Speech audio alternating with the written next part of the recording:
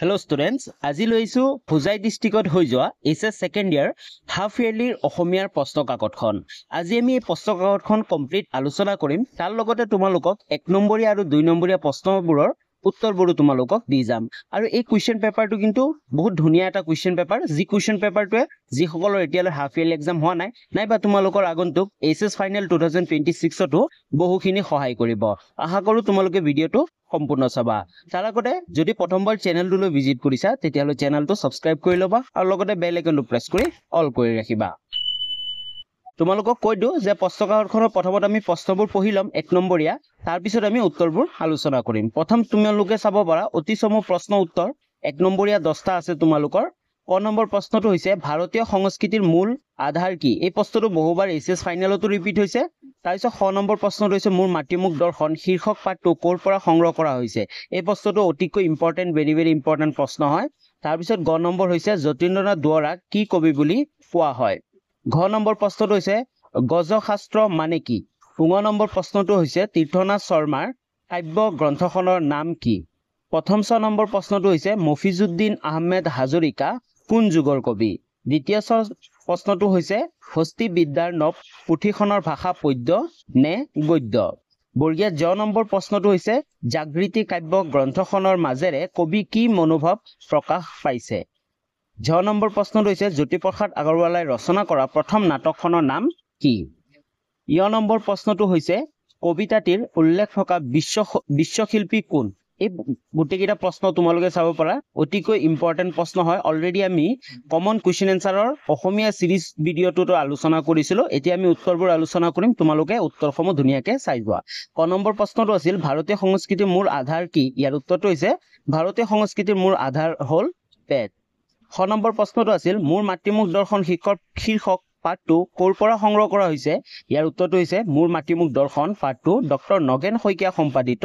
বেজবৰুৱাৰ ৰচনাৱলীৰ প্ৰথম খণ্ডৰ পৰা সংগ্ৰহ কৰা হৈছে। তো এই প্ৰশ্নটো অতিকৈ ইম্পৰ্টেন্ট। তোমালোকক যদি চোৱা আগৰ বছৰত বহুবাৰ এইচএছ ফাইনেলত ৰিপিট হৈছে আৰু প্ৰশ্নটো কিন্তু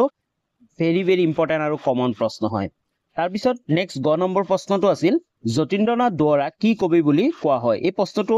এইচএছ ফাইনেলত বহুবাৰ ৰিপিট হৈছে। ইয়াৰ উত্তৰটো হৈছে যতীন্দ্ৰনাথ দুৱৰাক বনফুলৰ কবি বুলি কোৱা হয়। নামটো মনত ৰাখিবা, বনফুলৰ কবি বুলি কোৱা হয় কাক? যতীন্দ্ৰনাথ দুৱৰাক। নেক্সট ঘ নম্বৰ প্ৰশ্নটো হৈছে গজশাস্ত্ৰ মানে কি? এই প্ৰশ্নটো তোমালোকৰ অস্থি বিদ্যাৰ্ণ পুথিটোৰ তোমালোকৰ পাঠ্যপুথিৰ পিছফালে শব্দ অৰ্থ আছে, সেই শব্দ অৰ্থৰ পৰা দিয়া হৈছে। তো ইয়াৰ উত্তৰটো হৈছে হাতী বিষয়ক পুথি। তো হাতী বিষয়ক যিবোৰ পুথি আছে সেইবোৰক কি বুলি কোৱা হয়? গজশাস্ত্ৰ বুলি কোৱা হয়। নেক্সট ঙ নম্বৰ প্ৰশ্ন, এইটো 6 হৈ আছে, ঙ হয় তীৰ্থনাথ শৰ্মাৰ কাব্য গ্ৰন্থখনৰ নাম কি? এই প্ৰশ্নটো ভেৰি ইম্পৰ্টেন্ট। ইয়াৰ উত্তৰটো হৈছে তীৰ্থনাথ শৰ্মাৰ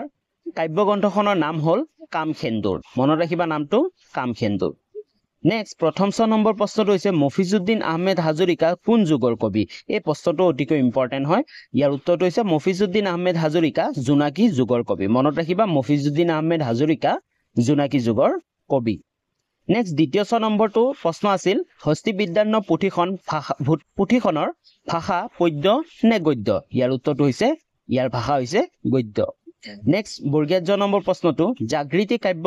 গ্ৰন্থখনৰ মাজেৰে কবিৰ কি মনোভাৱ প্ৰকাশ পাইছে? ইয়াৰ উত্তৰটো হৈছে স্বদেশ প্ৰেমৰ মনোভাৱ প্ৰকাশ পাইছে।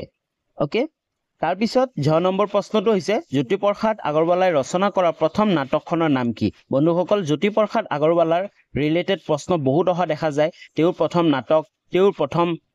চিনেমাই হওক, তাৰ ওপৰত কিন্তু প্ৰশ্ন অহা দেখা যায়। ইয়াৰ উত্তৰটো হৈছে জ্যোতিপ্ৰসাদ আগৰৱালাই ৰচনা কৰা প্ৰথম নাটকখনৰ নাম হ'ল শোণিত কুঁৱৰী। নামটো মনত ৰাখিবা, শোণিত কুঁৱৰী। নেক্সট য় নম্বৰ প্ৰশ্নটো হৈছে কবিতাতে উল্লেখ থকা বিশ্বশিল্পী কোন? ইয়াৰ উত্তৰটো হৈছে বিশ্বখনিকৰ বুলি লেখকে ভগৱান বা ঈশ্বৰৰ কথা কৈছে। এই বিশ্বশিল্পী বুলি কাক কৈছে? ভগৱান বা ঈশ্বৰৰ কথা কৈছে। অকে, এইখিনিলৈ আছিল আমাৰ 1 নম্বৰীয়া প্ৰশ্নবোৰৰ উত্তৰসমূহ আশা কৰোঁ তোমালোকে গোটেইকেইটা উত্তৰ বুজি পাইছা যদিহে তোমালোকৰ গোটেই উত্তৰ বুজি পাইছা তেতিয়াহ'লে এটা লাইক কৰি দিবা ভিডিঅ'টো আৰু কমেন্ট কৰি তোমালোকে জনাবা আৰু ডেসক্ৰিপচনৰ আমাৰ এটা WhatsApp চেনেল লিংক আছে সেই WhatsApp চেনেলত তোমালোকে আপডেটসমূহ পাই থাকিবৰ কাৰণে WhatsApp চেনেলটো জয়েন হৈ ল'বা এতিয়া আমি 2 নম্বৰীয়া প্ৰশ্নটোৰ পৰা আলোচনা কৰিম 2 নম্বৰত চাও তোমালোকে প্ৰথম প্ৰশ্নটো হৈছে কোন দুগৰাকী সাহিত্যিকৰ ৰচনাৰ আমলত যতীন্দ্ৰনাথ দুৱৰাই কথা কবিতা লিখিছিল এই প্ৰশ্নটো আমাৰ ভিডিঅ'ৰ যোগেদি আমি বহুবাৰ আলোচনা কৰিছিলো আৰু তোমালোকক কৈছিলো যে ভেৰি ইম্পৰ্টেন্ট প্ৰশ্ন হয় তাৰপিছত 6 নম্বৰ প্ৰশ্নটো হৈছে হস্তি বিদ্যান্ন পুথিখনৰ বিচিত্ৰ চিত্ৰকলাৰ বিষয়ে প্ৰশংসা কৰি যোৱা দুগৰাকী খ্যাতনামা পুৰুষৰ নাম লিখা এই প্ৰশ্নটো তোমালোকৰ পাঠটোৰ ভিতৰৰ পৰা দিছে তো তোমালোকে চাব পাৰা এই বছৰ তোমালোকৰ কিন্তু পাঠটোৰ ভিতৰৰ পৰা প্ৰশ্ন বহুত আহিব এনেকুৱা ফাইনেলতো তো তোমালোকে যিমান পাৰা চেপ্টাৰবোৰ বা তোমালোকে পাঠবোৰ কি কৰিব লাগিব তোমালোকে ৰিডিং কৰিব লাগিব তাৰপিছত 9 নম্বৰ প্ৰশ্নটো হৈছে কবিয়ে কাঠমিস্ত্ৰীৰ লগতে আৰু কাক কাক নিজৰ অধিকাৰ কাঢ়ি ল'বলৈ কৈছে 10 নম্বৰ প্ৰশ্নটো হৈছে কি কথাৰ বাবে আনন্দৰাম বৰুৱা পূজ্য হৈ থাকিব এটো অলপ ভুল হৈ আছে স্পেলিংটো চাবা পূজ্য হৈ থাকিব 19 নম্বৰ প্ৰশ্নটো হৈছে প্ৰকৃত ত্যাগ মানে কি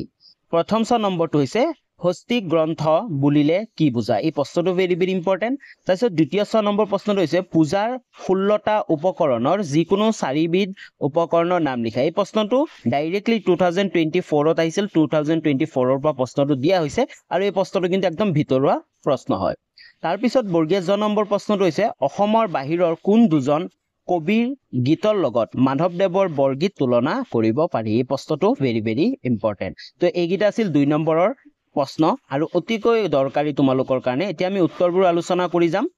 2 নম্বৰ উত্তৰবোৰ প্ৰথম প্ৰশ্নটো আছিল কোন দুগৰাকী সাহিত্যিকৰ ৰচনাৰ আমলত যতীন্দ্ৰনাথ দুৱৰাই কথা কবিতা লিখিছিল ইয়াৰ উত্তৰটো হৈছে আইভান তুৰ্গেনিভৰ পয়েম ইন প্ৰোজ আৰু আফ্ৰিকাৰ লেখিকা অলিভা শ্ৰাইনাৰ ৰচনাৰ আমলত তেওঁ কি কৰিছিল কথা কবিতা ৰচনা কৰিছিল বা লিখিছিল ওকে 6 নম্বৰ প্ৰশ্নটো আছিল যে হস্তি বিদ্যান্ন পুথিখনৰ বিচিত্ৰ চিত্ৰকলাৰ বিষয়ে প্ৰশংসা কৰি যোৱা দুগৰাকী খ্যাতনামা পুৰুষৰ নাম লিখা এই প্ৰশ্নটো মই তোমালোকক কৈছে একেবাৰে ভিতৰৰ পৰা দিছে তোমালোকৰ পাঠটো তো ইয়াৰ উত্তৰটো হৈছে মহাত্মা গান্ধী আৰু পণ্ডিত জৱাহৰলাল নেহেৰু তেওঁৰ লগতে আৰু দুজনমান আছিল তেওঁলোকৰ নাম তোমালোকৰ পাঠটোত পাই যাবা কিন্তু দুজন লিখিব দিছে তো তাৰ কাৰণে আমি মহাত্মা গান্ধী আৰু পণ্ডিত জৱাহৰলাল নেহেৰু লিখি দিছো যাতে তোমালোকৰ এই দুটা নাম ইজিলি মনত থাকে আৰু তোমালোকৰ অলৰেডি মনত আছে ওকে মনত থাকি যাব এতিয়া আমি নেক্সট কুৱেশ্যন আগবাঢ়ো কুৱেশ্যন নম্বৰ গটো আছিল আমাৰ কবিয়ে কাঠমিস্ত্ৰীৰ লগতে আৰু কাক নিজৰ অধিকাৰ কাঢ়ি ল'বলৈ কৈছিল ইয়াৰ উত্তৰটো হৈছে কবিয়ে কাঠমিস্ত্ৰীৰ লগতে কহাৰ কমাৰ আদি শ্ৰমজীৱী লোকসকলক নিজৰ বাহুবলেৰে অধিকাৰ কাঢ়ি ল'বলৈ কৈছে তো তোমালোকে উত্তৰটো পালা এই প্ৰশ্নটো কিন্তু তোমালোকৰ কাৰণে ইম্পৰ্টেন্ট হয় নেক্সট ঘ নম্বৰ প্ৰশ্নটো আছিল কি কথাৰ বাবে আনন্দৰাম বৰুৱা পূজ্য হৈ থাকিব এই প্ৰশ্নটো আগৰ বছৰত ৰিপিট হৈছিল এইচএছ ফাইনেলত আহি গৈছে প্ৰশ্নটো তোমালোকে ভালকে চাবা কিন্তু ইম্পৰ্টেন্ট হয় তোমালোকৰ কাৰণে ইয়াৰ উত্তৰটো হৈছে কৰ্মৰ প্ৰতি থকা আনন্দৰাম বৰুৱা একাগ্ৰ গুণ আৰু লগতে সংস্কৃতৰ গ্ৰন্থসমূহৰ কাৰণে তেওঁ সদায় পূজনীয় হৈ থাকিব সংস্কৃত গ্ৰন্থসমূহৰ কাৰণে তেওঁ সদায় পূজ্য হৈ থাকিব নেক্সট 19 নম্বৰ প্ৰশ্ন পাছ হৈছে এটো 19 নম্বৰ প্ৰশ্নটো হৈছে প্ৰকৃত ত্যাগ মানে কি বুজা এই প্ৰশ্নটো ইম্পৰ্টেন্ট প্ৰশ্ন হয় ইয়াৰ উত্তৰটো হৈছে প্ৰকৃততে ত্যাগ বা বৈৰাগ্য এটা বিশেষ মনোধৰ্ম সকলো থাকিও সংযতভাৱে ভোগ কৰা আৰু সংবিভাজনৰ দ্বাৰা সমৃদ্ধিৰ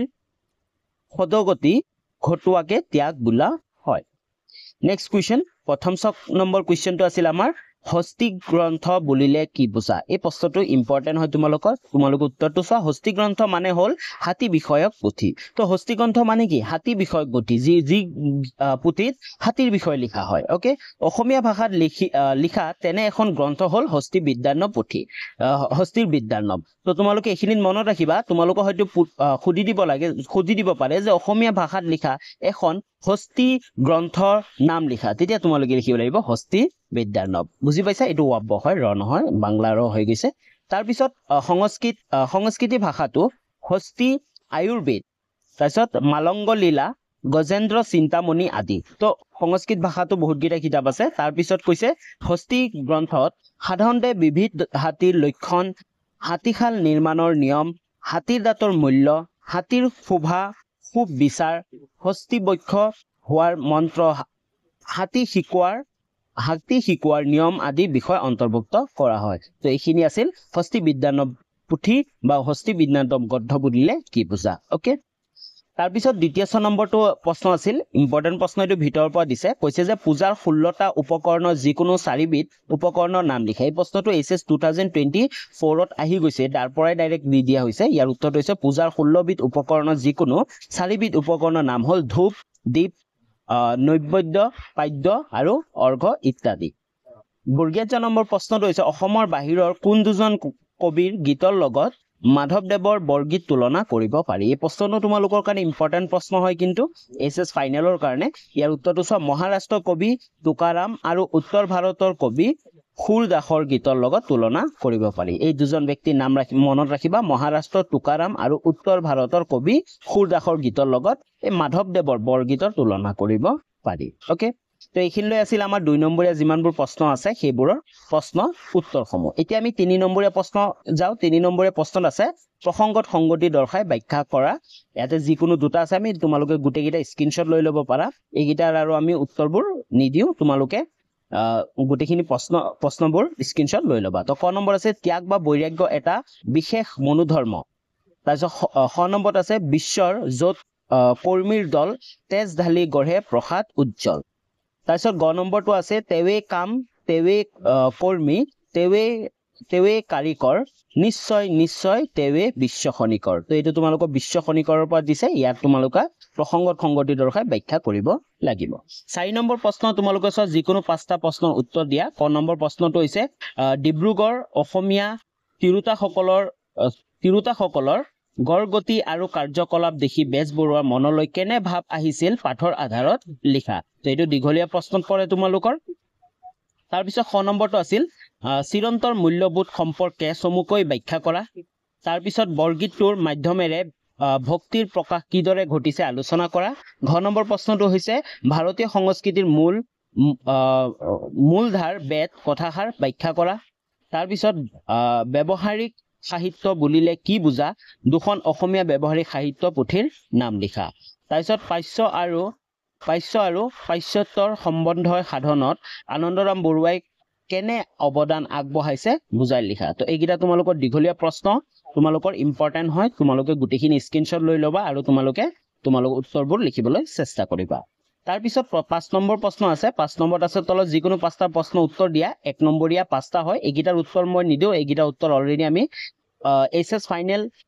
সেকেন্ড ইয়াৰ হাফ ইয়াৰলি এক্সামৰ কমন কুৱেশ্যন এনসাৰৰ সিৰিজৰ ভিডিঅ'ত আমি আলোচনা কৰি থৈ দিছো তোমালোকে সেই ভিডিঅ'গিটা চাই ল'বা যিসকলৰ এতিয়ালৈ হাফ ইয়াৰলি এক্সাম হোৱা নাই তো ক নম্বৰ প্ৰশ্নটো হৈছে আনন্দৰাম বৰুৱাৰ জন্ম ক'ত হৈছিল তাৰ পিছত খ নম্বৰ হৈছে মাধৱদেৱৰ সাহিত্য জীৱনৰ কীৰ্তিস্তম্ভ বুলি কোনখন গ্ৰন্থ কোৱা হয় তাৰ পিছত মহৰ্ষি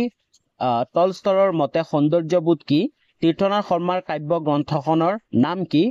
সূৰ্য কুমাৰ ভূঞা গৱেষণা গ্ৰন্থখনৰ নাম কি এইটো মই অলৰেডি আলোচনা কৰি থৈ দিছো তাৰ পিছত লক্ষ্মীনাথ বেজবৰুৱাৰ ৰচিত এখন ধেমেলীয়া নাটকৰ নাম লিখা তো ম্যাক্সিমাম প্ৰশ্ন আমি আলোচনা কৰি থৈ দিছো তো তোমালোকে সেই কমন কুৱেশ্যন এনসাৰৰ ভিডিঅ'গিটা চাই ল'বা তাৰ পিছত 6 নম্বৰ প্ৰশ্নটো হৈছে 6 নম্বৰ প্ৰশ্নত কৈছে যে তলত যিকোনো দুটা প্ৰশ্ন উত্তৰ লিখা ক নম্বৰ হৈছে ডক্টৰ সূৰ্য কুমাৰ ভূঞা সাহিত্য প্ৰতিভা সম্পৰ্কে আলোচনা কৰা 4 আশ্ৰম বুলিলে কি বুজা মিলন কবিতাটিৰ কবিয়ে কাৰ লগত কাৰ মিলন হোৱা কথা বুজাইছে আলোচনা কৰা তাৰপিছত 7 নম্বৰ প্ৰশ্ন হৈছে তলত যিকোনো দুটা প্ৰশ্ন উত্তৰ দিয়া আমি দুটা প্ৰশ্ন দিব 1 নম্বৰকে সমাজৰ পৰিৱৰ্তন এক শক্তিশালী মাধ্যম কি তাৰপিছত মূল্যবোধ মানুহে সামাজিক পৰিৱেশৰ পৰা আয়ত্ত কৰে কথাষাৰ সঁচানে তাৰপিছত নৈতিক শব্দটোৰ ইংৰাজী প্ৰতিশব্দ মৰেল শব্দটো উৎপত্তি কোন ভাষাৰ পৰা হৈছে তাৰপিছত তোমালোকে 8 নম্বৰ চাব পাৰা এইখিনিত অকমান ফটোত হেৰি আহি গ'ল 8 নম্বৰ প্ৰশ্ন হৈছে কবিতাৰ মূল ভাৱ লিখা তো তোমালোকৰ মূল ভাৱ এই হুজাই ডিস্ট্ৰিক্টত আহিছিল মিলন আৰু বিশ্ব খনিকৰ তো তোমালোকৰ যিকোনো দুটা হলেও দুটা দিব তোমালোকৰ কবিতাৰ মূল ভাৱ লিখিবলৈ তোমালোকৰ তাৰ পৰা এটা লিখিব লাগিব ওকে